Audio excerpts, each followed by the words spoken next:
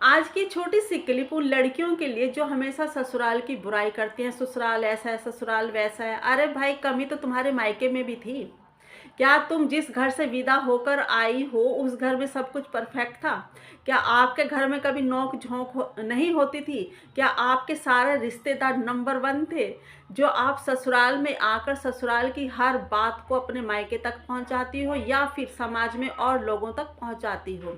जो हकीकत में अच्छे घर परिवार की लड़कियां होती हैं ना, जब अपने मायके की बातें वह दबाकर या छुपाकर रखना पसंद करती है ना, तो ससुराल की बातों को भी कुछ दबाकर रखना चाहिए। क्योंकि यही तो ज़िंदगी है। हर घर परिवार में थोड़ी ना थोड़ी नोक झोंक ज़रूर होती है, लेकिन हकीकत फिर यहीं पर यह आ जाती है कि लड़कियां सिर्फ ससुराल में कमियां बताती हैं। ससुराल में ये है, ससुराल में वो है, जबकि सुबह चाय से लेकर रात के डिनर तक की वह बातें अपने मायके में पहुंचाती हैं। क्या मायके की बातें सुबह नाश्ते से लेकर रात के डिनर तक की बातें वह ससुराल में बताती हैं? ससुराल की बातें तो बहुत बढ़ा चढ़ाकर बता देते हैं कि ससुराल में ये है, वो है, सास ऐसी है, ससुर ऐसा है, देवर ऐसा है, ननंद ऐसी है।